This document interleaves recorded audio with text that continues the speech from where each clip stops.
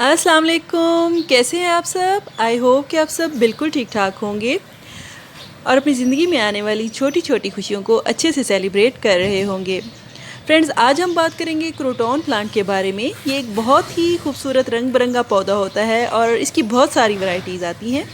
ये variegated varieties में भी होता है और बहुत सारी डिफरेंट शेप्स और साइज़ में आता है। और फ्रेंड्स, आप इसको ऑफिस में भी रख सकते हैं, घर में भी रख सकते हैं, इंडोर भी रख सकते हैं और चाहें तो आउटडोर भी रख सकते हैं। फ्रेंड्स, आज हम बात करेंगे क्रोटॉन प्लांट के सभी एस्पेक्ट के बारे में। और क्रोटॉन एक ऐसा पौधा है जो बहुत से रंगों में आता है, जैसे कि orange, red, purple, yellow, pink, white और ग्रीन के कॉम्बिनेशन में। तो ये बहुत सारी इसकी वेरीगेटेड वैरायटीज़ बहुत खूबसूरत लगती हैं। एक ही पौधे में भी डिफरेंट रंग होते हैं और इसकी पत्तियाँ ट्विस्टेड भी होती हैं, लंबी होती हैं, कुछ चौड़ी होती हैं, कुछ छोटी पत्तियों वाले होते हैं। तो अलग अलग साइज़ और शेप्स में ये पौधा हमें मिलता है। और जब भी कभी ग्रीन लैंडस्केपिंग करनी होती है तो उसमें हम क्रोटॉन को ज़रूर शामिल करते हैं। तो फ्रेंड्स, देखने का बहुत ही ज़बरदस्त नज़ारा होता है उस एरिया में जहाँ पर आपका क्रोटॉन रखा होता है। और क्रोटॉन को फ्रेंड्स, आपने अगर ग्रीन लैंडस्केपिंग करनी है तो अपनी लिस्ट में ज़रूर शामिल कीजिए। और ये एक ऐसा पौधा है जिसे देखने के बाद शायद ही कोई बच पाए।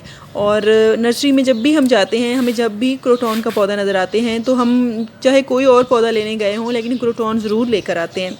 फ्रेंड्स, ये बहुत ही कीमती पौधा होता है। और अब इसकी हम केयर के हवाले से बात करेंगे तो जो सबसे पहला पॉइंट है वो ये कि क्रोटॉन की जो इन्वायरमेंटल कंडीशंस हैं ये इसको कौन सी पसंद है। यानी ये हमें सबसे पहले जानना चाहिए कि ये किस एरिया का पौधा है। ये फ्रेंड्स मलेशिया और इंडिया का नेटिव प्लांट है और थोड़ा सा वार्म और ह्यूमिड वेदर को ये पसंद करता है। यानी ये ट्रॉपिकल प्लांट होता है। जहाँ भी टेम्परेचर 10 डिग्री सेंटीग्रेड से 27 डिग्री सेंटीग्रेड होता है ना फ्रेंड्स, वहाँ पर ये बहुत अच्छे तरीके से चलता है। लेकिन जहाँ टेम्परेचर 10 डिग्री सेंटीग्रेड से कम या 27 डिग्री सेंटीग्रेड से ऊपर हो तो हमें इसकी थोड़ी सी ज़्यादा केयर करनी पड़ती है। यानी बहुत जो एक्सट्रीम्स ऑफ वेदर है ना वो इस प्लांट को पसंद नहीं होते। बहुत ही खूबसूरत लेकिन नाजुक सा पौधा होता है। थोड़ी सी केयर की जाए, थोड़ा सा ट्रिकी प्लांट है। और चंद पॉइंट्स अगर समझ लिए जाएँ तो ये पौधा साल तक आपके साथ चलता है, क्योंकि ये एक पेरिनियल प्लांट है। फ्रेंड्स, ये एक एनुअल प्लांट नहीं है, पेरिनियल प्लांट है और बहुत आसानी से प्रोपेगेट भी हो जाता है। और फ्रेंड्स, आपको बस इसके जो एक्सट्रीम वेदर आते हैं ना, शदीद सर्दी, हमारे यहाँ तो बहुत ही कम आती है शदीद सर्दी वैसे, लेकिन दिसंबर और जनवरी की जो सर्दी है उसमें आप इसका ज़रा ख्याल रखें। इसको कोहरे से, धुंध और बहुत ज़्यादा बर्फ़बारी से बचाएं ना, तो ये फिर चल जाएगा आपके पास। गर्मी के वेदर में ये होता है कि आपको इसकी वाटरिंग का ख्याल रखना होता है। और इसकी जो फुल ग्रोथ होती है ना फ्रेंड्स, स्प्रिंग के मौसम में होती है। फरवरी से लेके मार्च तक बहुत ज़बरदस्त इसकी ग्रोथ होती है। इसके अलावा गर्मियों में भी इसकी ग्रोथ चलती रहती है। आपने बस इसको छाँव में रखना है, यानी बहुत ज़्यादा डायरेक्ट सनलाइट में इसको भी नहीं रखना है और ऐसी जगह रखना है जहाँ पर ब्राइट लाइट आए लेकिन छन कर आए, 4 से 5 घंटे की सुबह की धूप। बिल्कुल भी अगर छाँव में रख देंगे तो जो इसकी पत्तियाँ हैं ये अपना कलर छोड़ देती हैं। जैसे कि आप देख सकते हैं ये कलर इसका ग्रीन हो गया है और इसका जो येलो लाइनिंग्स हैं वो गायब हो चुकी हैं। उसकी रीज़न ये है कि ये प्लांटर मेरा फ्रेंड्स थोड़ा सा शेडी एरिया में रखा हुआ था, जहाँ पर इस पर धूप बहुत कम पड़ रही थी। तो ये जो इसके नीचे वाले लीव्स थे, ऊपर वाले तो अभी भी जो है ना वो कलरफुल पैटर्न में है, लेकिन जो नीचे वाले इसके लीव्स थे वो उन्होंने अपना कलर छोड़ दिया और बिल्कुल ग्रीन हो गए हैं, डार्क ग्रीन हो गए हैं। और इनकी जो येलो स्ट्रीक्स हैं वो गायब हो चुकी हैं। तो मैं ये जो लीव्स ख़राब हो रहे हैं नीचे से कुछ ओवर वाटरिंग की वजह से ख़राब हो रहे हैं, जिनकी टिप्स जो है ना वो ब्राउन होना शुरू हो जाती हैं, क्योंकि छाँव में जो है ना वो पौधा बहुत देर तक पड़ा रहे तो उसका जो लीव्स का कलर है वो भी ख़त्म हो जाता है और ओवर वाटरिंग की वजह से इसकी जो पत्तियाँ हैं वो ब्राउन होना शुरू हो जाती हैं उनकी टिप्स।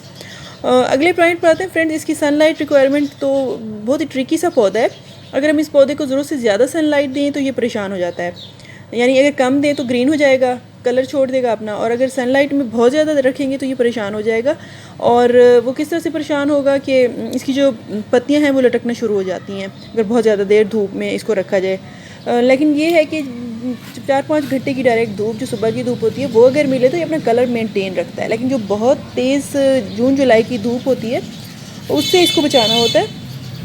अदरवाइज़ ये जो है ना सुबह की धूप और शाम की धूप बर्दाश्त कर लेता है। तो फ्रेंड्स, अब बात करते हैं इसकी वाटरिंग रिक्वायरमेंट्स की। सनलाइट के बारे में तो हमने डिटेल से बात कर ली।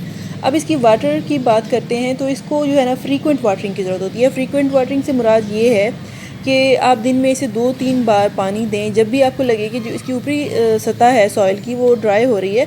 मैं गर्मियों की बात कर रही हूँ। गर्मियों के सीज़न में जब आपको लगे कि इसकी जो है ना ऊपरी सतह मट्टी की खुश्क हो रही है या इसकी पत्तियाँ जो है ना वो ढलकना शुरू हो जाती हैं, झुकना शुरू हो जाती हैं, तो फिर आपने इसको पानी दे देना है, और यानी कि दिन में 2 से 3 बार गर्मियों में इसको पानी देना पड़ता है। लेकिन ओवर वाटरिंग आपने नहीं करनी है। ये कीचड़ जैसी मिट्टी बिल्कुल पसंद नहीं करता है कि आप बहुत ज़्यादा पानी डाल दें और मिट्टी को सौगी कर दें। इस तरह आपने नहीं करना है। अगर आप ऐसा करेंगे तो ये प्लांट आपका साथ छोड़ देगा। तो ज़रूरी है कि आप इसको इतना पानी दें जब इसकी सॉइल ड्राई होने लगे, या ज़्यादा ओवर वाटरिंग बर्दाश्त नहीं कर पाएगा ये। और फ्रेंड्स, अंडर वाटरिंग भी बर्दाश्त नहीं होती है इससे। अंडर वाटरिंग अगर आप करेंगे तो जिसकी पत्तियां हैं वो झुकना शुरू हो जाएंगी, और ये साइन होता है कि पौधा पानी मांग रहा है। और तो आपको जैसे ही दिखे ना कि ऊपर वाली पत्तियां नीचे झुक रही हैं, तो आप फ़ौरन जल्दी से पानी दे दें, क्योंकि अगर आपने जल्दी से वाटरिंग ना की तो इससे सारी पत्तियां जो है ना वो लटक जाती हैं, फिर उनको काफ़ी टाइम लगता है वापस दोबारा अपनी असली शक्ल में आने में। तो आपने इसका ड्रेनेज होल भी ज़रूर चेक कर लेना है। अगर मिट्टी पानी अंदर अटक रहा है और सॉइल सॉगी हो रही है तो ये पौधा बिल्कुल टॉलरेट नहीं करेगा और रूट रॉट करके ख़त्म हो जाएगा। और फ्रेंड्स, अगली चीज़ आती है सॉइल मिक्स की। तो इसके लिए जो हमने सॉइल मिक्स लेना है वो आप ले लें 1/3 गार्डन सॉइल, 1/3 कंपोस्ट और 1/3 कोकोपीट। कोकोपीट हम इसलिए शामिल कर रहे हैं फ्रेंड्स क्योंकि कोकोपीट जो है ना ये वाटर को होल्ड रखती है और जो मॉइस्चर है वो रिटेन रखती है। पानी एकदम से जो है ना वो नहीं ख़त्म हो जाता है, गमले से ड्रेनेज होल से निकल के ख़त्म नहीं हो जाता। थोड़ा सा मॉइस्चर इस प्लांट को जो है ना वो रिटेन रहना चाहिए, यानी हल्की सी मिट्टी मॉइस्ट रहनी चाहिए, वेट तो नहीं, मॉइस्ट ड्राई साइड पे मॉइस्ट रहनी चाहिए। और फर्टिलाइज़र की बात करें तो फ्रेंड्स, आपने जब सॉइल प्रिपेयर करनी है तो उसी वक्त ही इसमें 2 चम्मच बोन मील, 2 चम्मच नीम खली, 3 चम्मच राख, लकड़ी की जो राख होती है वो आपने शामिल करनी है, और 1 बड़ा चम्मच आपने एप्सम साल्ट शामिल कर देना है। तो ये बहुत ही आइडियल किस्म का हमने सॉइल मिक्सचर बनाया है। इसके अलावा आप इसे काऊ डंग भी दे सकते हैं हर महीने। आप इसमें 1 बड़ा चम्मच काऊ डंग पाउडर भी मिक्स कर लें तो इसकी ग्रोथ अच्छे तरीके से चलती रहेगी। और फ्रेंड्स, अब बात करते हैं इसकी प्रोपेगेशन की।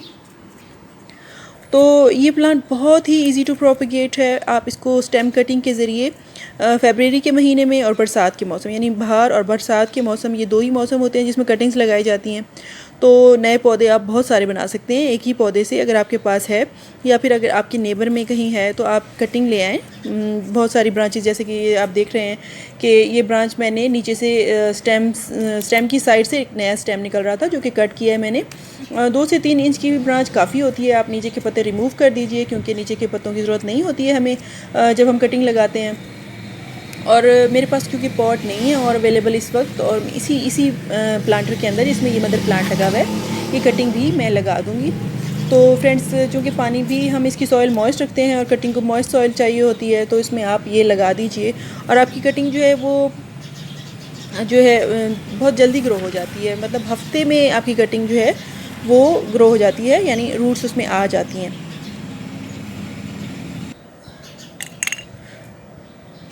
इसके अलावा फ्रेंड्स, बात करेंगे इसकी प्रूनिंग की। तो आपने इसकी प्रूनिंग करते रहना है। इस तरह से ये होता है कि आपका प्लांट बुशी भी हो जाता है, उसकी बहुत सारी साइड ब्रांचेस निकल आती हैं, और फिर आपको नए नए प्लांट्स भी मिल जाते हैं। यानी आपकी जो आप कटाई करते हैं प्रूनिंग के ज़रिए, जो आपको कटिंग्स हासिल होती हैं, आप उनको लगा सकते हैं और बहुत सारे आपके प्लांट्स हो जाते हैं। अब बात करते हैं इन्फेस्टेशन की फ्रेंड्स, यानी इंसेक्ट अटैक की या पेस्ट अटैक की। तो हो जाता है अक्सर, मैंने देखा है कि इस प्लांट पर मीली बग्स का अटैक बहुत होता है, क्योंकि सॉफ्ट नए लीव्स जो निकल रहे होते हैं ना, उन पर मीली बग्स और स्पाइडर माइट्स का अटैक होता है। तो इसको ठीक करने के लिए 2 तरीके हैं। एक तरीका तो ये है कि आप एक जो है वाइट विनीगर लें, पानी के अंदर मिक्स करें 1 चम्मच, और उसमें कपड़ा भिगो के, और फिर वो आप इसके पत्तों को, क्योंकि थोड़े से ही बड़े बड़े पत्ते होते हैं इसके, जो बड़े पत्तों वाला क्रूटॉन होता है, उसको आप ऊपर और नीचे से दोनों साइड्स पे पत्तियों को साफ़ कर लें। दूसरा तरीका ये है कि फ्रेंड्स, आप ऑर्गेनिक जो है ना पेस्टिसाइड स्प्रे बना लें घर में। इसमें आपने जो है ना 1 चम्मच नीम ऑयल, 1 चम्मच जो लिक्विड सोप होता है, डिश वॉशिंग सोप, वो मिक्स करना है 1 लीटर पानी में। उसके अलावा आपने अदरक लहसुन पीस कर और मिर्चें पीस कर, जो मैंने एक वीडियो भी बनाई थी ऑर्गेनिक पेस्टिसाइड बनाने के लिए, तो वो आप देख लीजिएगा। तो इस तरह से आपने 1 लीटर पानी में ये मिक्स करके फिर इसके पत्तों पर स्प्रे करना है, तो जो भी पेस्ट वगैरह होते हैं वो ख़त्म हो जाते हैं। अच्छा, फिर जब आपने ये स्प्रे कर लेना है ना, तो उसके बाद आपने अपने पौधे को 2-3 घंटे बाद साफ़ पानी से धो लेना है। इस तरह से आपका प्लांट बिल्कुल साफ़ सुथरा हो जाएगा और उस पर जो पेस्ट और कीड़े वगैरह लगे हुए हैं वो रिमूव हो जाएंगे। इसके अलावा आप हर महीने जो है ना नीम ऑयल का स्प्रे प्रिकॉशनरी तौर पे कर दिया करें, क्योंकि precaution is better than cure. एक दफ़ा जब पेस्ट अटैक कर लेते हैं तो फ्रेंड्स आपको बार बार फिर स्प्रे करना पड़ता है, हर 2-3 दिन बाद फिर आपको स्प्रे करना होता है ताकि ये दोबारा से ना रह जाएं, क्योंकि सॉइल के अंदर उनके एग्स रह जाते हैं इंसेक्ट्स और पेस्ट्स के, तो दोबारा से अटैक करते रहते हैं। तो इसलिए एहतियाती तौर पर जो है ना, अपने हर महीने अगर आपके प्लांट्स को कीड़े नहीं भी लगे हुए हैं ना, तो आप अपने प्लांट्स को नीम ऑयल का स्प्रे करते रहा करें।